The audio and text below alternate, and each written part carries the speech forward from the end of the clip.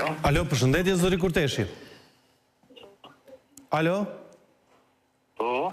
Jam Ermal Panduri, drejt për drejt nga emisioni Debat Plus. Faleminderit, natën e mirë. Natën e mirë, zëri Kurteshi. Ermal, që diçka me gjas, unë për vete se kam të vërtetume, po më thonë që ekziston një dokument për një klinike në Zvicër, që kjo është i diagnostikum. Që është përsan me ngacmime të përsërituna. Nëse e sigurojmë, e nxjerrim. Dokumentin e kam, po se kam marrë vetë, kështu që po muna me ta.